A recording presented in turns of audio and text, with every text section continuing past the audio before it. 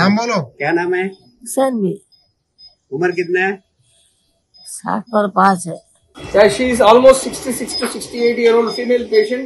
She has got severe canal stenosis because of which she is incapacitated. She is on the bed for last 2 months. She is posted for CABG. Her ejection fraction is only 30%. She is akinetic. She is diabetic. She is CKD.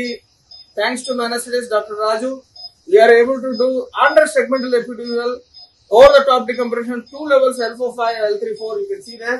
That's a beauty.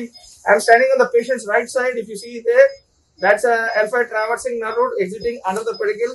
That's a axilla, and that's a thecal sac. We've done over the top decompression.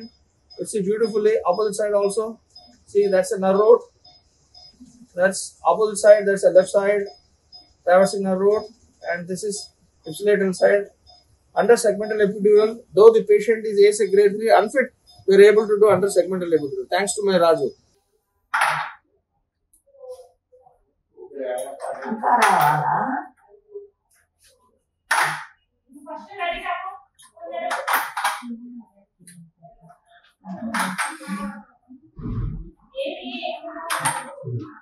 సంవత్సరాల క్రితం disc problem వచ్చిందండి.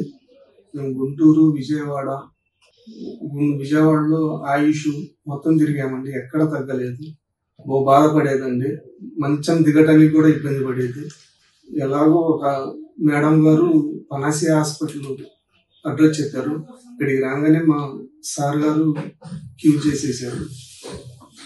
బాగుంది. ఇప్పుడు endoscopy surgery చేశారు sir గారు. బాగానే ఉంది. ఇప్పుడు అమ్మ బాగానే నడుస్తుంది. ప్రాబ్లం ఏం లేదు. సార్ గారు బాగా ట్రీట్మెంట్ ఇచ్చారు. మా అమ్మ ఇప్పుడు బాగా నడుస్తుంది. She is a severe canal stenosis case L3-4, L4-5. తనకి హార్ట్ ఇష్యూ కూడా ఉంది. దాని గురించి వాళ్ళు that is posted for open heart surgery. అంతే కదా, open heart surgery posted case. But severe canal stenosis ఆవిడకి almost power 0.5. She is bedridden.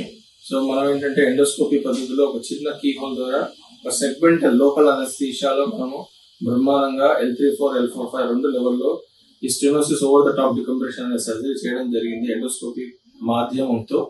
So బ్రహ్మాండంగా సర్జరీ అయిపోయాక ఆవిడ విత్ ఇన్ 1 hour ఆవిడ లేచి నడవడం అదంతా కూడా వీ ఫెల్ట్ వెరీ హ్యాపీ. ఎందుకంటే ఆవిడకి హార్ట్ కూడా ఏంటంటే ఎజెక్షన్ ఫ్రాక్షన్ హార్డ్లీ 30% ఉందన్నమాట. EF ejection fraction అంటారు. Even some part it is akinetic also. So it was a risk.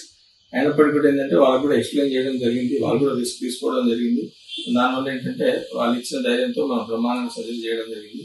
At పనీషా spine pain arthroscopy centre, myself and Dr. Ramesh Gajula, I am endoscopic spine surgeon. Along with me, Dr. Deepa, she is a pain physician here, and thanks to my team also. Thank you.